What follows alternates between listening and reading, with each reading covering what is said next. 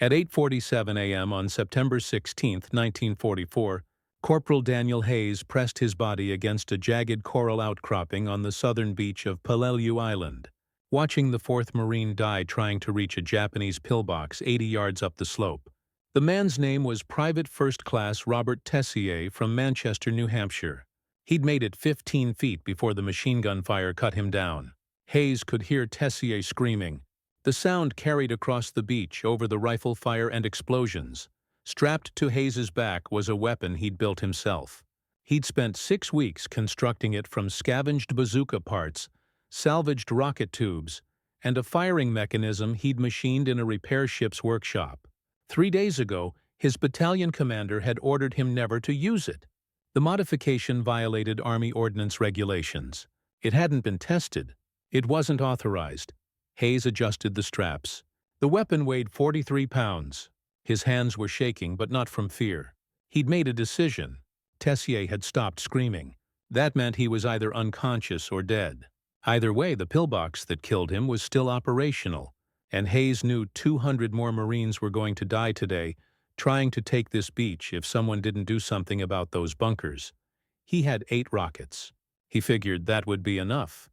Daniel Hayes was 26 years old, which made him ancient by Marine Corps standards in the Pacific. Most riflemen were 19 or 20, but Hayes wasn't a rifleman. He was a combat engineer, trained in demolitions, bridge construction, and field fortifications. Before the war, he'd worked as a machinist in a Caterpillar factory in Peoria, Illinois. He could fabricate almost anything if you gave him the right tools and enough time. He'd been in the Pacific for 19 months. Tarawa first, then Saipan, then Tinian. He'd watched the same pattern repeat at every landing. Japanese defenders would build reinforced concrete pillboxes covering every approach to the beach. American forces would try to destroy them with naval gunfire, aerial bombardment, tank fire, bazookas, flamethrowers, and satchel charges. Some methods worked. Most didn't. Men died. Eventually, the Marines would overwhelm the positions through sheer numbers and courage, but the cost was staggering. The standard M1A1 bazooka could penetrate most Japanese fortifications, but it had limitations. The 2.36-inch rocket worked against standard concrete, but the Japanese had learned. On islands like Peleliu, they'd reinforced their bunkers with steel plates, coral aggregate concrete, and multiple layers of palm logs. A standard bazooka rocket would hit the exterior and detonate, but the blast wouldn't penetrate. You'd need 3 or 4 direct hits on the exact same spot to breach the wall. And pillbox firing slits were narrow, maybe 18 inches wide. Getting a clear shot was nearly impossible while machine guns were firing at you. Hayes had watched the bazooka teams work. They were brave men, but they were dying. At Saipan, he'd counted 14 bazooka operators killed in a single morning trying to knock out 5 pillboxes. The weapons weren't powerful enough. The rockets didn't carry sufficient explosive, and the firing teams had to get too close to the target, within 100 yards, which put them in direct line of fire from every weapon the Japanese had. So Hayes had started thinking about improvements. The first man Hayes lost to the inadequate weapons was Sergeant Michael Kowalski. He was 24 years old, from Milwaukee, Wisconsin. Kowalski had been Hayes's demolitions partner at Tarawa. They'd cleared beach obstacles together, blown up Japanese bunkers, and shared a foxhole for 3 nights while the island was being secured. On November 21, 1943, Kowalski volunteered to lead a bazooka team against a pillbox that was pinning down 2 rifle companies. He got within 90 yards, fired 2 rockets. Both hit. Neither penetrated. The 3rd rocket jammed in the tube. While Kowalski was trying to clear it, a Japanese sniper shot him through the throat. Hayes had been 40 yards behind him, carrying demolition charges. He'd watched Kowalski fall. By the time Hayes reached him, Kowalski was drowning in his own blood. He died in Hayes's arms. His last words were garbled, but Hayes thought he was trying to say, "Not enough." The rockets weren't powerful enough. Hayes buried Kowalski that evening in a temporary cemetery the Seabees had bulldozed near the beach. He attended the service with 8 other Marines. None of them knew Kowalski's family. None of them would ever meet his parents or his sister who lived in Milwaukee. Kowalski was just one of 1,696 Marines killed at Tarawa, one more name in the casualty lists. The second man was Corporal James Delacroix, 22 years old, from New Orleans, Louisiana. Delacroix was a flamethrower operator at Saipan. His job was to approach Japanese cave positions and bunkers, insert the nozzle through the firing slit, and incinerate everyone inside. It was brutal work. Delacroix had knocked out 6 positions in 2 days. On June 17, 1944, he approached a pillbox that had already been hit twice by bazooka rockets. The concrete looked damaged. Delacroix got within 10 feet, raised the flamethrower, and triggered it. The napalm stream hit the bunker. Then a hidden machine gun emplacement 30 yards to the left opened fire. 14 rounds hit Delacroix. He dropped. The flamethrower fell. Napalm spread across the ground and ignited. Delacroix burned to death, still wearing the fuel tanks on his back. Hayes had been coordinating with Delacroix's unit. He'd liked the kid. Delacroix was always calm, always professional, never complained about the worst job in the Marine Corps. Hayes had recommended him for a Bronze Star after one particularly dangerous mission. The recommendation was approved 3 days after Delacroix died. Hayes attended that burial too. This time there were 15 Marines at the service. Someone had brought a bottle of whiskey they'd stolen from an officer's footlocker. They passed it around and toasted Delacroix. Hayes didn't drink. He just stood there thinking about the 2 pillbox walls that should have been destroyed by those bazooka rockets. If they had been, Delacroix wouldn't have needed to get so close. The machine gun wouldn't have had a clear shot. Delacroix would still be alive. That night, Hayes started sketching modifications in a notebook. The fundamental problem was energy delivery. A standard M1A1 bazooka fired a 3.4-pound M6A3 rocket containing 0.5 pounds of pentolite explosive. When it hit reinforced concrete, the warhead would detonate and create a blast wave that fractured the concrete surface. But the Japanese bunkers on Pacific Islands weren't just concrete. They were layered defensive systems. First, steel plates, sometimes salvaged from ships or aircraft.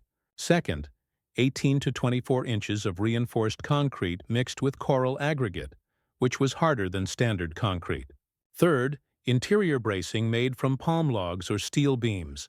Fourth, sandbags and earth berms around the exterior. The M6A3 rocket could barely scratch that construction. Hayes understood the physics. Explosive force dissipates rapidly through air. Most of the blast energy from a bazooka rocket was wasted in all directions. Only a small fraction actually penetrated the target. What you needed was a shaped charge that focused the explosive force into a concentrated jet of superheated gas and molten metal. Shaped charges existed. The military had been experimenting with them since the 1930s. But they weren't standard issue in the Pacific.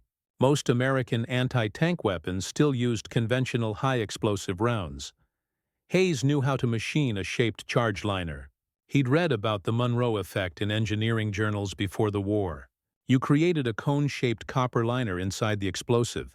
When detonated, the liner collapsed and formed a hypersonic jet that could penetrate several inches of steel. If you scaled that up and increased the explosive charge, you could breach the Japanese bunkers. The problem was that modifying military ordnance without authorization was illegal. It violated regulations. And if something went wrong, if the modified rocket exploded prematurely or failed to detonate, Hayes would be court-martialed. But men were dying. Every day, every landing, every assault. Hayes had done the math. At Tarawa, approximately 290 Marines were killed or wounded trying to destroy Japanese pillboxes using standard weapons.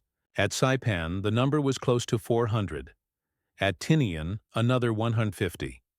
That was 840 casualties directly attributable to inadequate bunker-busting capability. And those were just the 3 operations Hayes had participated in. The same pattern was repeating across every island in the Pacific. Hayes had approached his battalion commander, Major Richard Thornton, after Tinian. He'd shown Thornton the sketches, explained the modifications, estimated that a properly designed shaped charge rocket could destroy any Japanese pillbox with a single shot. Thornton had listened carefully. Then he'd said no. He appreciated Hayes's initiative, but Army Ordnance Corps regulations were explicit. Field modifications to explosive devices were prohibited. The risk of accidental detonation was too high. If Hayes wanted to develop a new weapon system, he needed to submit a formal proposal through proper channels. That proposal would be reviewed by engineers at Aberdeen Proving Ground. If approved, prototypes would be built and tested. Then, maybe 2 or 3 years from now, the new weapon might be issued to combat units. Hayes had pointed out that the war might be over in 2 or 3 years. Thornton had shrugged. "That's how the system works, Corporal."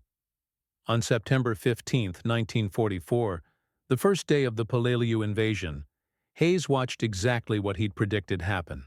The 1st Marine Division landed on the southwestern beaches at 08:32 hours. Naval gunfire and aerial bombardment had supposedly softened the Japanese defenses. Intelligence reports estimated 10,000 Japanese defenders. The real number was closer to 11,000, and they'd had 6 months to prepare.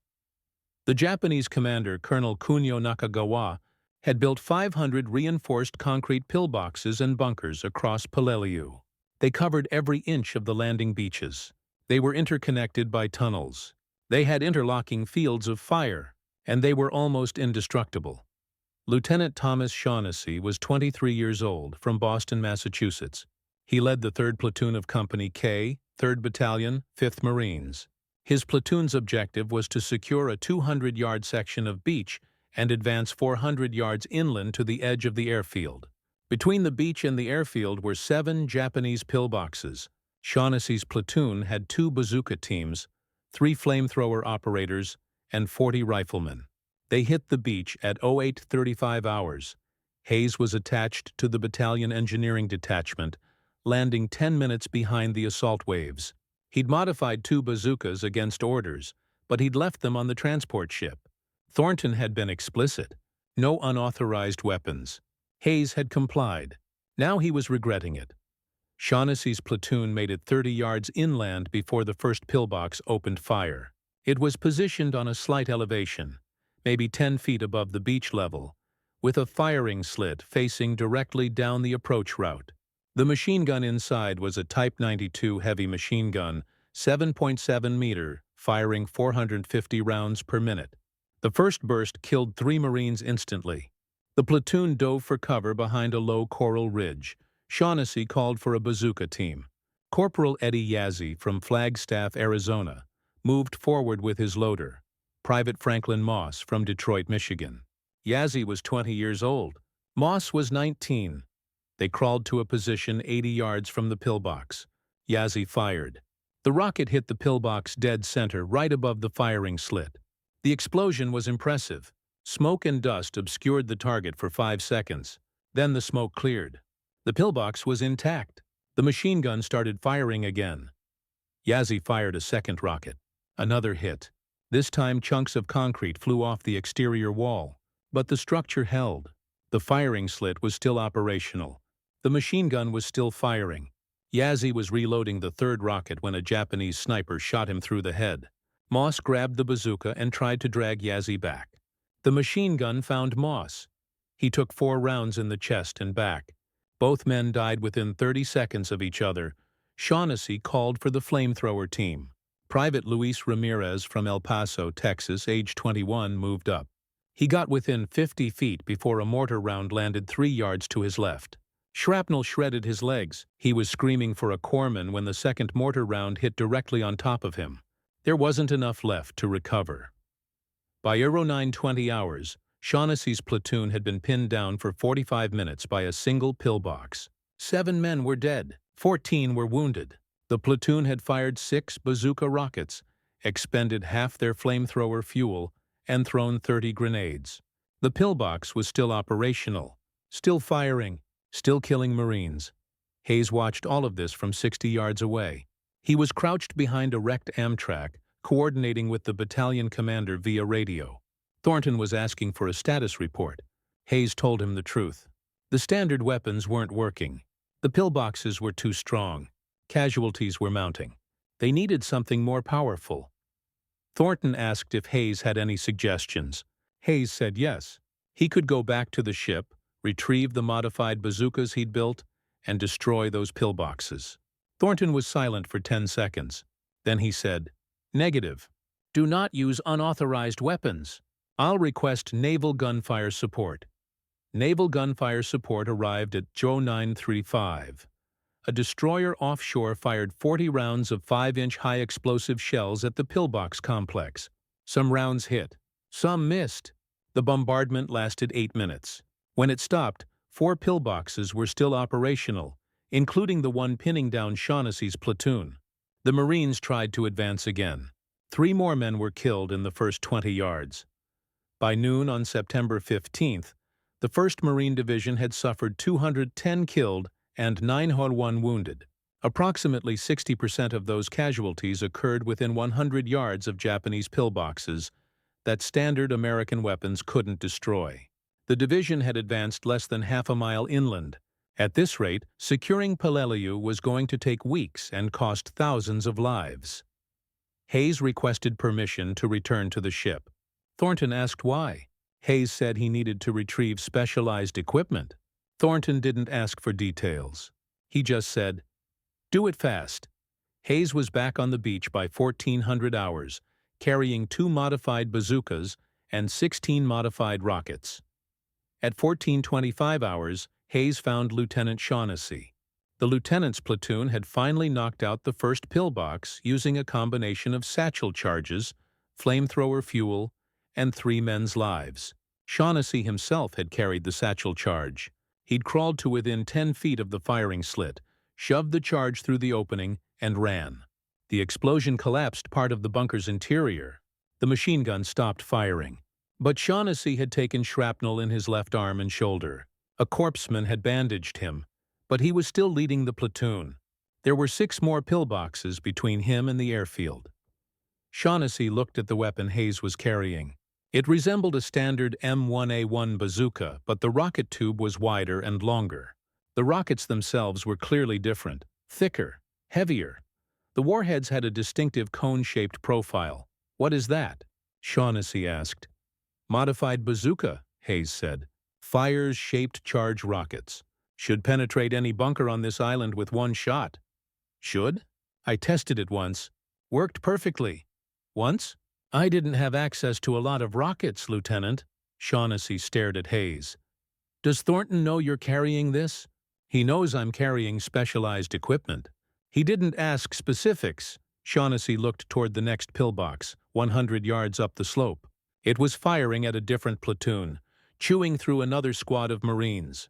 "If that thing doesn't work, what happens to you?" "Court-martial. Dishonorable discharge. Maybe prison time, depending on how many people it kills." "And if it does work?" "We take this beach without losing any more men." Shaughnessy nodded slowly. "Hayes, I've got 22 men left out of 44. We've moved 80 yards in 6 hours. At this rate, we'll all be dead by sunset." He paused. "Can that thing really destroy a pillbox with 1 shot?" "Yes, sir." "Then use it. That's an order. If Thornton wants to court-martial someone, he can court-martial me." Hayes moved forward with Shaughnessy's platoon. They advanced along a coral depression that provided minimal cover from the nearest pillbox. The distance was 110 yards.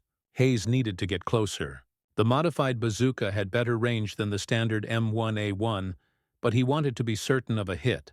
He'd only get 1 chance. If the first shot missed or failed to penetrate, every Japanese gunner on this beach would target him. 2 Marines moved with him.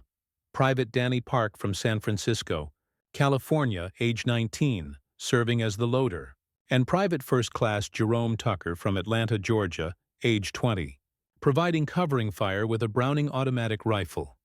They crawled forward, using shell craters and dead ground for concealment. Hayes could feel his heart hammering, not from fear, from anticipation. He'd spent 6 weeks building this weapon. He'd calculated the explosive force, machined the copper liners by hand, cast the shaped charges using Composition B he'd acquired through unofficial channels. He'd test-fired 1 rocket at Tinian, aiming at an abandoned Japanese bunker. The rocket had punched through 20 inches of reinforced concrete and detonated inside the bunker, collapsing the entire structure. But that was 1 test. 1 shot, 1 bunker. This was combat. This was real. If the rocket failed, men would die. If it succeeded, everything changed. They reached a position 75 yards from the pillbox. Hayes settled into a slight depression, bracing the bazooka on his shoulder. Park loaded the rocket from behind, locking it into the tube. The rocket weighed 6.8 pounds, exactly twice the weight of a standard M6A3. The shaped charge warhead contained 1.4 pounds of Composition B explosive behind a precision-machined copper liner. When it hit the pillbox, the explosive would collapse the liner into a superheated jet, traveling at 8,000 meters per second. That jet would slice through steel, concrete, logs, sandbags, and anything else in its path. "Loaded," Park whispered. Hayes sighted down the tube. The pillbox firing slit was visible, a narrow horizontal rectangle in the concrete face. The machine gun inside was traversing, firing at targets to the left. Hayes could see the muzzle flash. He aimed for the center of the wall, 2 feet below the firing slit. That would put the blast jet directly into the bunker's interior, where the explosive force would be contained and magnified. His hands were steady now. He'd stopped shaking. This was mechanical. This was engineering. This was math. The copper liner would collapse at 26 microseconds after detonation. The jet would form at 30 microseconds. Impact to penetration would take less than 50 microseconds. By the time the gunners inside that pillbox realized they'd been hit, they'd already be dead. Hayes squeezed the trigger. The rocket ignited with a sharp crack. The backblast exploded behind him, kicking up coral dust and smoke. The rocket streaked forward, trailing white exhaust. Flight time, 0.8 seconds. Hayes watched it track perfectly toward the target. No deviation, no tumbling, straight and true. The rocket hit the pillbox 2 inches below the firing slit, exactly where Hayes had aimed. For a fraction of a second, nothing happened. Then the shaped charge detonated. The sound was different from a standard bazooka hit. Sharper, more focused. Less external blast, more internal penetration. A jet of white-hot gas and molten copper punched through the concrete wall like it was paper. The jet entered the bunker's interior and exploded outward, superheating the air, igniting ammunition, and turning the enclosed space into a blast furnace. Smoke and dust poured from the firing slit, then flames, then silence. The machine gun had stopped firing. Hayes didn't move. He was watching, waiting. If there were survivors inside, they'd try to man the gun again. 5 seconds passed. 10, 15. Nothing. The pillbox was dead. 1 shot, 1 kill. Park was staring at him. "Holy shit," he whispered. Hayes ejected the spent rocket tube. "Load another one." At 15:07 hours, Hayes took aim at the second pillbox. This one was 95 yards away, positioned to cover the approaches to the airfield. It was larger than the first, with 2 firing slits and thicker walls. Intelligence reports estimated it housed a machine gun team and a grenade launcher team. It had been firing continuously since the Marines landed. Casualties in its kill zone were at least 30 men. Shaughnessy's platoon was pinned down 60 yards from the bunker. They'd tried flanking it. No success. The fields of fire overlapped with 2 other pillboxes. Everywhere you moved, someone was shooting at you. The Marines had fired 8 bazooka rockets at it. All hits, 0 penetrations. The pillbox was still operational. Hayes moved into position. This time he had 4 Marines with him. Park loading, Tucker on the bar, and 2 riflemen providing security. They advanced using a destroyed Amtrak as cover. The Japanese spotted them. Rifle fire cracked overhead. Mortar rounds started landing 20 yards away. Hayes ignored it. He was focused on the pillbox. On the math. On the geometry. He aimed for the left firing slit, slightly higher than the opening itself. The angle was steeper here because of the elevation. He adjusted his sight picture. Park loaded the rocket. Hayes fired. The rocket streaked out. Perfect trajectory. It hit 6 inches above the firing slit. The shaped charge detonated. The penetration jet lanced through the concrete, through the steel reinforcement, through the interior bracing. It entered the pillbox at an angle, cutting through equipment, ammunition crates, and human bodies. The explosion inside was massive, not just from the shaped charge, but from secondary detonations. The pillbox had been packed with ammunition, grenades, and explosive charges. When the rocket penetrated, the heat ignited everything. Flames erupted from both firing slits. Smoke poured out. Then the roof collapsed. The entire structure sagged inward as the interior supports failed. Hayes watched the pillbox burn. Two rockets. 2 kills. 0 misses. The weapon worked exactly as designed. Shaughnessy's platoon was moving forward now, advancing past the destroyed bunker. They were shouting. Some were cheering. Hayes didn't cheer. He was already looking for the next target. The third pillbox was 130 yards away at the edge of the airfield. It was positioned to enfilade the entire beach approach. Hayes could see at least 4 weapon positions: 2 machine guns, 1 mortar, and what looked like a 37mm anti-tank gun. This wasn't just a pillbox. This was a fortified firebase. The walls were probably 3 feet thick. The roof was reinforced with steel beams. Standard weapons wouldn't even scratch it. Hayes moved laterally, trying to find a better angle. The Japanese were tracking him now. Every time he exposed himself, rifle fire snapped past. A mortar team was bracketing his position, walking rounds closer with each salvo. He had maybe 2 minutes before they zeroed in. He found a position behind a coral outcropping 110 yards from the target. Park crawled up beside him, dragging 3 more rockets. "How many you got left?" Park asked. 13, Hayes said. "Think we'll need all of them?" Hayes studied the pillbox. The firing slits were narrow. The walls were angled to deflect projectiles, but the construction was still the same. Concrete, steel, coral aggregate. The shaped charge would penetrate. "No," he said. "1 shot." He loaded. Aimed. The anti-tank gun in the pillbox fired, targeting a marine tank 200 yards down the beach. Hayes waited. He wanted the pillbox focused on other targets, not watching for threats from his direction. The anti-tank gun fired again. The machine guns were traversing, engaging infantry. Now Hayes fired. The rocket hit the pillbox just left of the main firing slit, right where the concrete was thickest. The shaped charge detonated. The penetration jet burned through the wall like a cutting torch through butter. It entered the pillbox at exactly the right angle, passing through the weapon emplacements, the ammunition storage, and the personnel area. The secondary explosions were catastrophic. The entire pillbox shuddered. Smoke and flames blasted out of every opening. Then the anti-tank gun's ammunition cooked off. The explosion was so violent it blew out the entire rear wall of the bunker. Hayes lowered the bazooka. 3 for 3. The weapon was performing beyond his most optimistic projections. The shaped charge design was perfect. The copper liners were collapsing correctly. The penetration depth was exactly what he'd calculated. Every shot was a kill. Shaughnessy appeared beside him, moving in a low crouch. His left arm was still bandaged and bleeding through. "Hayes, I don't know what the hell you built, but it's working. Battalion is asking for you. They want you to support Company L. They're stalled near the ridge, taking casualties from 4 pillboxes." "How far?" "Half a mile north." Hayes looked at Park and Tucker. Both were grinning. Tucker said, "We're with you, Corporal. Let's go kill some bunkers." Between 15:30 hours and 18:20 hours, Hayes destroyed 9 more pillboxes. He moved from position to position across the southern beach area, always with a small team of Marines providing security and carrying rockets. Word had spread through the battalion. "There's a guy with a super bazooka. 1 shot, 1 kill. Get him to your position and he'll clear the bunkers." Company L had been pinned down for 3 hours by a cluster of 4 interconnected pillboxes on a low ridge.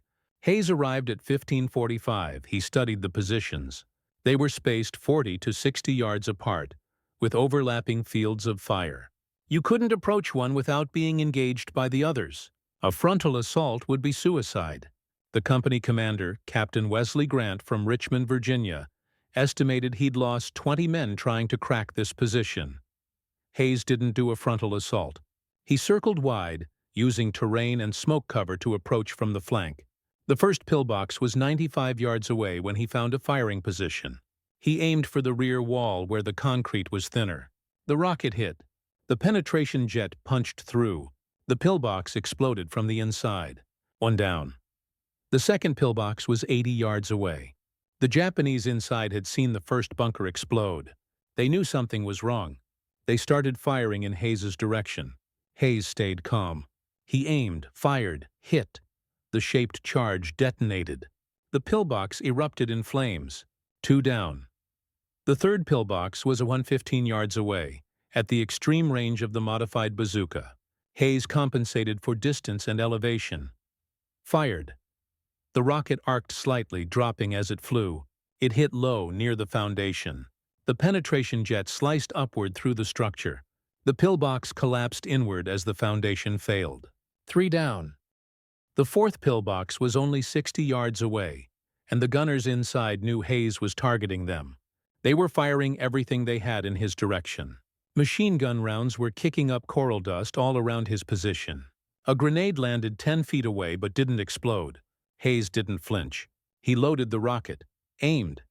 The firing slit was fully visible. He could see the machine gun barrel protruding. He put the rocket right through the opening. It hit the back wall of the bunker and detonated. The entire pillbox disintegrated. 4 down. Captain Grant's company advanced immediately. They overran the ridge in 15 minutes. For the first time since landing, they had clear ground ahead of them. Grant found Hayes and shook his hand. "Corporal, I don't know who you are or what you did to that bazooka, but you just saved 50 men's lives." "Thank you." Hayes just nodded. He was already looking at the map. There were 18 more pillboxes marked between here and the northern end of the airfield. The sun was setting. They had maybe 90 minutes of daylight left. He turned to Park. "How many rockets we got left?" 8, Park said. "That's enough. Let's keep moving." By the time darkness forced a halt at 1820 hours, Hayes had destroyed 12 pillboxes in just over 5 hours of combat. He'd fired 12 rockets and achieved 12 direct hits. 0 misses. 0 malfunctions. The modified bazooka had performed flawlessly, and the Marines had noticed. That night, September 15th into September 16th, Hayes sat in a shell crater with Park and Tucker, cleaning the bazooka and checking the remaining 4 rockets. Other Marines kept appearing out of the darkness, wanting to see the weapon. Platoon leaders asked questions. Sergeants requested Hayes's support for the next day's operations. A lieutenant from the 7th Marines asked if Hayes could build more of the modified bazookas. Everyone had heard about the 12 pillboxes. 12 shots, 12 kills. In a campaign where standard weapons were failing 70% of the time, Hayes had achieved 100% lethality. At 21:30 hours, Major Thornton arrived at Hayes's position. He was accompanied by the battalion executive officer and a Marine colonel Hayes didn't recognize. Thornton looked exhausted. "Corporal Hayes, I need to see that weapon."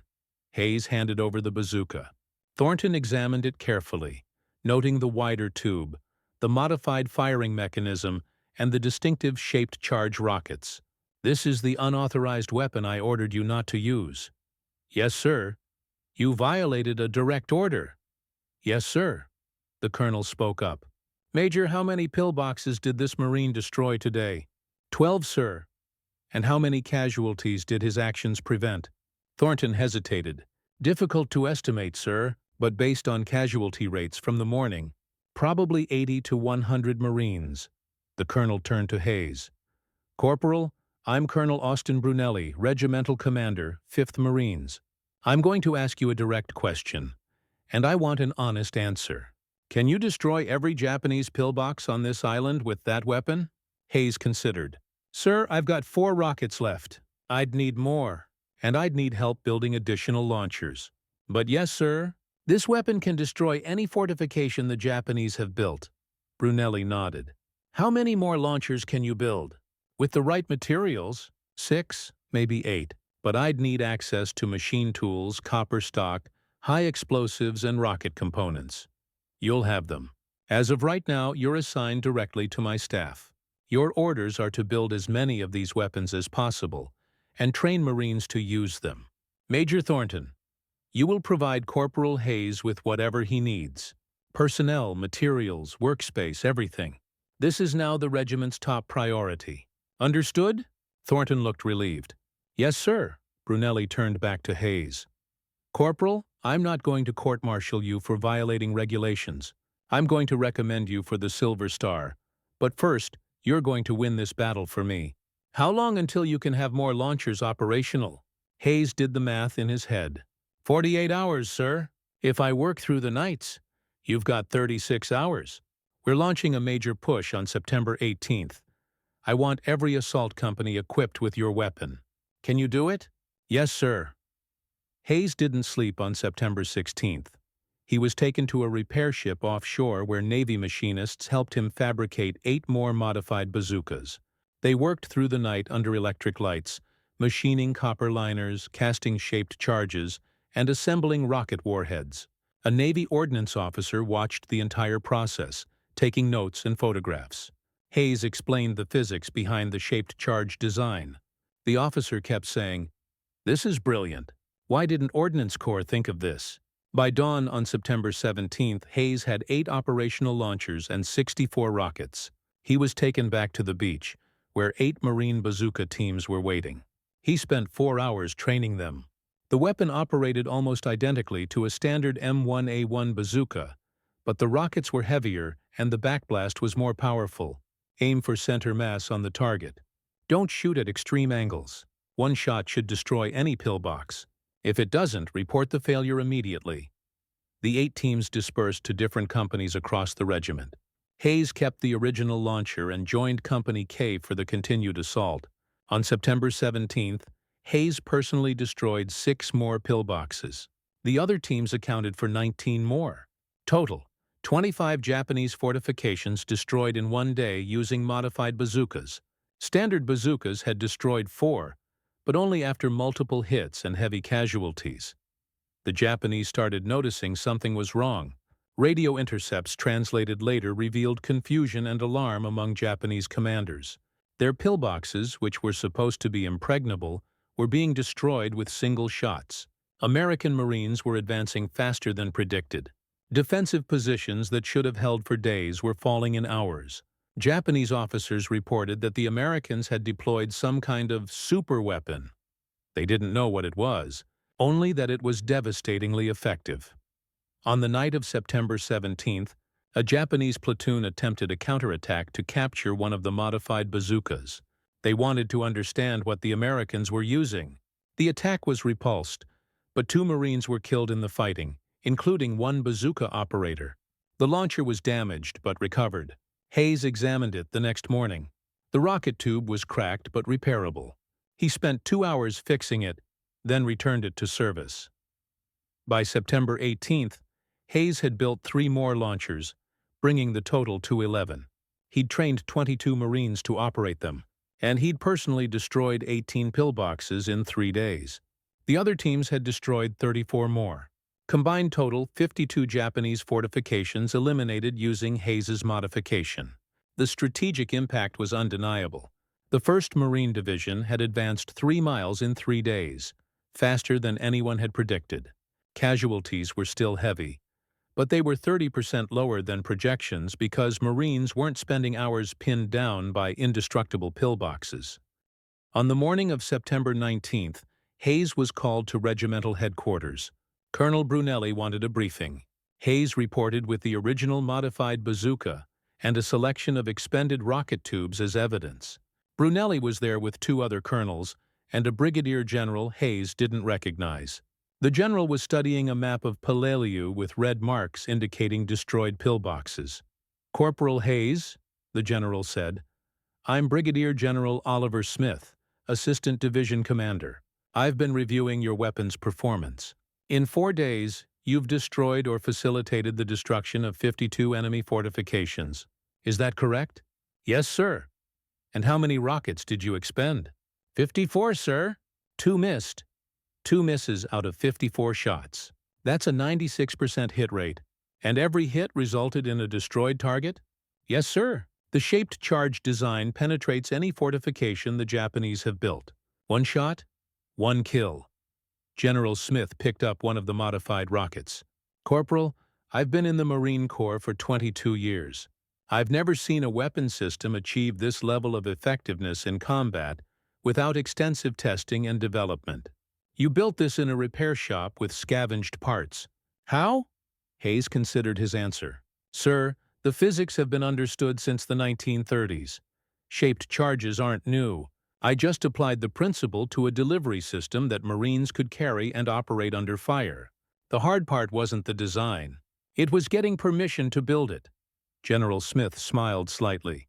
Yes, I've heard about that. Major Thornton tells me you violated a direct order. Normally that would result in disciplinary action. But in this case, your insubordination saved approximately 100 American lives. That puts me in an unusual position. He paused. I'm sending a full report to Marine Corps Headquarters and Army Ordnance Corps. I'm recommending immediate adoption of your modification across all bazooka units in the Pacific. I'm also recommending you for the Silver Star, as Colonel Brunelli suggested, and I'm promoting you to sergeant, effective immediately. Congratulations. Hayes didn't know what to say. He'd expected a court-martial, not a promotion. Thank you, sir. Don't thank me yet, Sergeant. You've still got work to do. There are approximately 200 Japanese pillboxes left on this island. I want you to destroy as many as possible. Can you do that? Yes, sir. Then get back out there. The Battle of Peleliu lasted 73 days, finally ending on November 27, 1944. It was one of the bloodiest battles in the Pacific War. The 1st Marine Division suffered 6,526 casualties, including 1,252 killed. The Japanese garrison of 11,000 men was almost entirely annihilated, with only 202 prisoners taken. The island's strategic value was later questioned, as it wasn't actually necessary for the advance on the Philippines. But that debate came later. During the battle, Hayes and the trained bazooka teams destroyed 87 Japanese pillboxes using the modified weapon system. Standard bazookas, flamethrowers, and demolition teams destroyed another 200, but at significantly higher cost in casualties and time. The modified bazookas accounted for 30% of all destroyed fortifications while using only 12% of available demolitions resources. The effectiveness ratio was undeniable. On September 28th, a team of engineers arrived from Marine Corps headquarters in Pearl Harbor. They examined Hayes's modifications in detail, interviewed him extensively, and test-fired captured examples. Their report, filed on October 5, 1944, concluded, "The field modification developed by Sergeant Hayes represents a significant improvement in anti-fortification capability. The shaped charge design provides superior penetration compared to standard M6A3 rockets. Recommend immediate evaluation by Army Ordnance Corps for possible adoption as standard issue." That recommendation went nowhere for 6 months. Army Ordnance Corps responded that they were already developing improved bazooka systems, including the M9A1 with larger rockets. Hayes's modification was clever, they acknowledged, but it didn't fit within established procurement procedures. Manufacturing the modified rockets would require retooling factories, rewriting technical manuals, and retraining thousands of soldiers. The costs were prohibitive, and the war might be over before mass production could begin. So the official position was, commendable field innovation, not suitable for large-scale adoption. But unofficially, things were different. Marine Corps armories in Hawaii and Guam started producing the modified rockets in small batches. They were issued quietly to assault units preparing for the invasions of Iwo Jima and Okinawa. Nobody called them Hayes rockets. They were just listed in supply manifests as M6A3 modified or shaped charge variant. By February 1945, approximately 600 modified rockets were in circulation across the Pacific. They were used extensively at Iwo Jima, where they destroyed at least 40 Japanese pillboxes. Casualty reports from Iwo Jima don't specifically mention the modified bazookas, but Marines who used them later reported, "That weapon saved lives. We could knock out bunkers that standard bazookas barely scratched." Daniel Hayes survived Peleliu. He participated in the Okinawa campaign in April 1945, again serving as a combat engineer. He destroyed 14 more pillboxes there using his modified bazooka before a Japanese mortar round wounded him on May 8th. Shrapnel hit his right leg and lower back. He was evacuated to a hospital ship, then to a naval hospital in San Diego. He spent 3 months recovering. The war ended while he was still in the hospital. He never returned to combat. Hayes was awarded the Silver Star for his actions at Peleliu. The citation read, "For conspicuous gallantry and intrepidity in action against the enemy, Sergeant Hayes displayed exceptional initiative and technical skill in developing and employing an improved weapon system that destroyed numerous enemy fortifications and saved the lives of fellow Marines. His courage under fire and dedication to mission accomplishment reflect great credit upon himself and the United States Marine Corps." He was also awarded the Navy Commendation Medal for his actions at Okinawa. He was discharged from the Marine Corps in November 1945 with the rank of Staff Sergeant. He returned to Peoria, Illinois, and resumed working at the Caterpillar factory. He married his girlfriend, Margaret Chen, in December 1945. They had 3 children. Hayes never talked much about the war. When people asked what he'd done in the Marines, he'd say he was a combat engineer. If they pressed for details, he'd say, "I blew things up. That was my job." Hayes stayed in contact with several Marines he'd served with.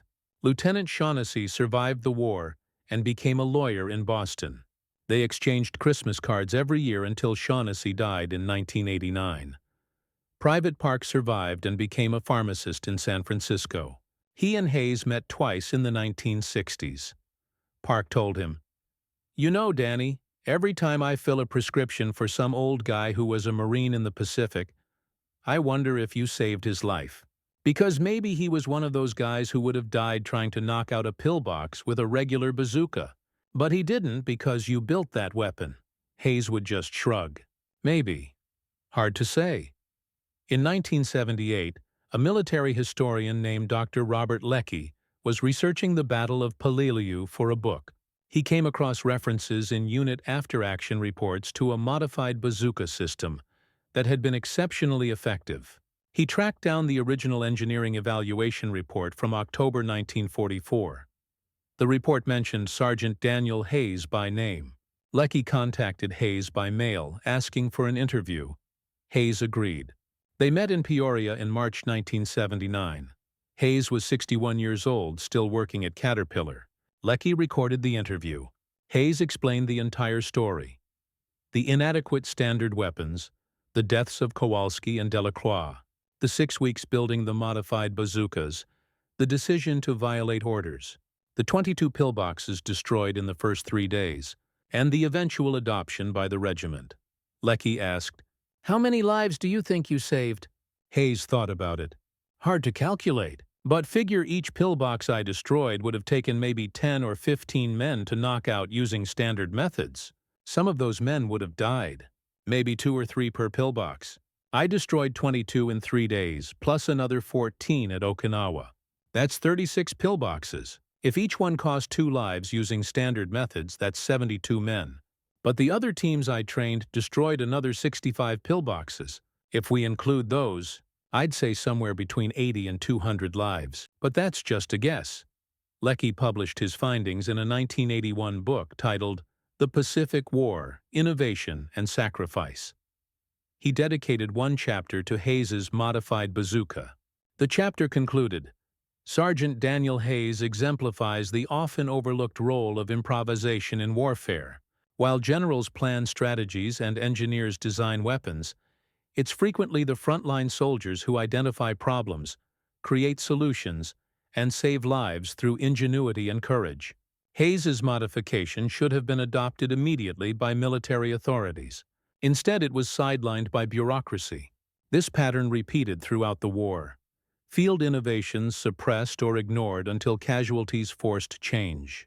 How many lives could have been saved if the military had listened to its sergeants and corporals? Daniel Hayes died on June 12, 1998, at the age of 80. He'd retired from Caterpillar in 1983 and spent his final years woodworking and fishing in Wisconsin. His wife Margaret had died in 1995. His 3 children all attended his funeral, along with 11 grandchildren. 2 elderly men also attended, both wearing Marine Corps League jackets. One was Jerome Tucker, the bar gunner who'd covered Hayes during the Peleliu assault. The other was a Marine Hayes had never met named Victor Salinas, who'd been part of one of the bazooka teams Hayes had trained. Salinas told Hayes's children, Your father saved my life. I was assigned to assault a pillbox on September 18, 1944. I was carrying a standard bazooka. If your father hadn't built his modified weapon and taught me how to use it, I'd have died that day trying to knock out that bunker. Instead, I put one rocket through the wall and walked away. I'm 76 years old now. I've had 54 extra years of life because of what your father did. I have 5 kids, 14 grandchildren, and 2 great-grandchildren.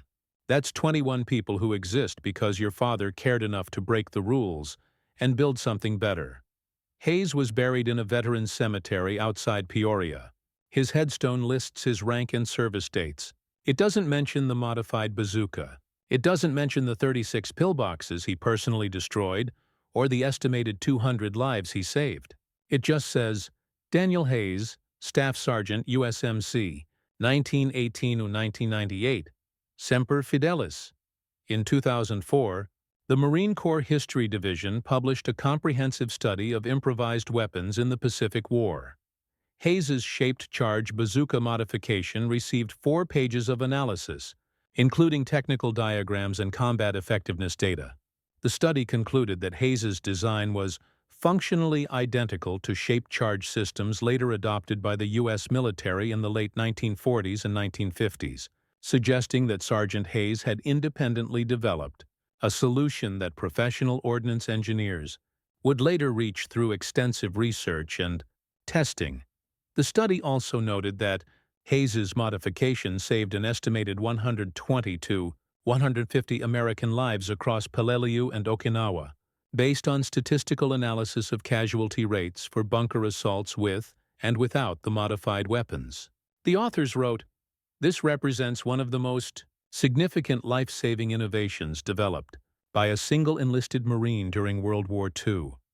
Yet, Sergeant Hayes received minimal recognition during his lifetime and remained virtually unknown outside of academic military history circles. That's the reality of innovation in war. It doesn't happen in laboratories or procurement offices. It happens in repair ships and field workshops, built by sergeants who've watched too many friends die and decided to do something about it. It happens when someone cares more about solving the problem than following regulations. And it happens when leaders like Lieutenant Shaughnessy and Colonel Brunelli are willing to say, I don't care if it's authorized. If it saves lives, use it. Daniel Hayes built a weapon that destroyed 22 Japanese pillboxes in 3 days. He trained teams that destroyed 65 more.